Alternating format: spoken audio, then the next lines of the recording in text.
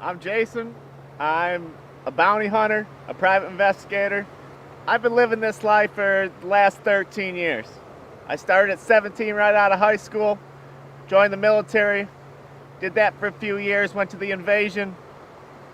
From that point, I went and started working for Blackwater, played that game for a while. Then I came home and started my own bounty hunting company and private investigation firm. I did 6 years in the Army, and something told me that it was time. You know, 2 full deployments. I just got married. I had my first daughter. It was just something told me now's the time to get out. I did, and as soon as I did, it was the smartest move I made. I was able to walk into this organization that had a lot of pride behind it, a lot of prestige. They only took the best. They didn't take just anyone. They seriously only take the best. And just to know that I was considered by them was already an accomplishment in itself. But then to get selected to training and get picked up from there and then get sent to Afghanistan for them and get paid the money you did, it changes your whole life. It changes the way your family aspect is. It changes everything for you. I'm an uneducated kid from Detroit who walked into making $150,000 a year because of my skill and nothing else. Didn't need college, you didn't need this or that, you didn't have to know someone. It was strictly off of how good you perform at your job. And that's all it spoke for you. I gave up that paycheck for my daughters. It's nice being able to make that much money and support your kids and your wife that way. But when it comes down to it, it's you can make that much money and never see them, or you can go back to being poor and being a good dad. I chose being a dad. I got 2 daughters. They need their father. 8 and 6. My youngest has autism. They need family. They need structure. They need both mom and dad in their life. Not mom and a bunch of cash. Dumb luck it turned into bounty hunting. I just walked into a bond's office, asked them who does their skips. They had a guy, and I told them my background, and they offered to try me out. He tried me out, gave me a file, and I brought the guy in 24 hours later.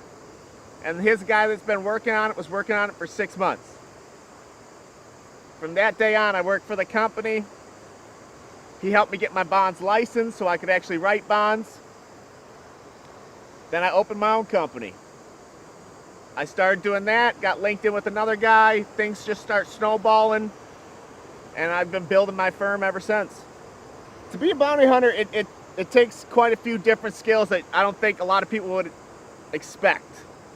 Yeah, you need to have some form of tactical training. You want to be able to kick in a door and go through a house and clear it while keeping yourself and your team safe, but there's also more to that. You need to be a good bull. I can't tell you how many times, every day of my life, I lie to every single person I come across. I lie to them, I manipulate, I tell them anything they want to hear. They always want reassurance, and they want their guarantee that their family member or whoever they're hiding is going to be okay, and they're not going to stay in jail. And then they get pissed at me when they found out I lied to them after I got what I wanted. This is my job. Like, their job's being a criminal and doing dumb. I get it. That's the life you pick. This is my life that I picked. It's how I pay my bills and feed my kids. When people find out that I have girls, it kind of throws them through a loop. At first, when they just hear about it, I know a lot of them think I'm probably not into their life that much. They don't realize that I'm the guy that takes them to every doctor's appointment. I'm the dad that drops my girls off every day at school. It's part of my life. I have to. My wife knows I love doing it. It's part of my routine. I need to be there. I'm that dad that plays with my kids, take them to the park, talks to their teachers, is involved in their school, all while doing my job, My youngest, my 6-year-old, has autism. She went undiagnosed for a long time. More so misdiagnosed. When she came out, they took her away immediately.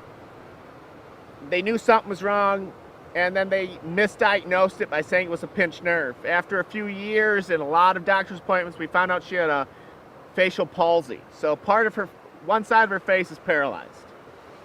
And from that point on, we chalked a lot of things up in her learning abilities to that fact, until luckily we got really good teachers in her life and finally found really good doctors that weren't scared to diagnose our kid and was able to send us to the right places. And we finally got the diagnosis that, yeah, she's paralyzed on one side of her face, but she also has autism, which explains a lot about her character and why she is the way she is.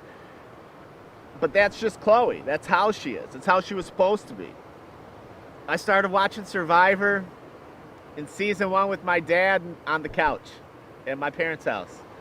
And I fell in love with it then, and it was kind of a way that my dad and I bonded when we were younger. You know, through the years, the show just kind of stuck with me till I realized, like, we're 10 years in and I've never missed a season. And even through Iraq and Afghanistan, I've always been able to watch it. It's one of my things that always made me feel like I was home. And I've been sitting there yelling at the TV for 30 seasons and finally thought, what am I doing? Why don't I try and be on it? Now here I am. I'm going to have a blast out here. Win, lose, or draw, I'm going to make this my time and my island.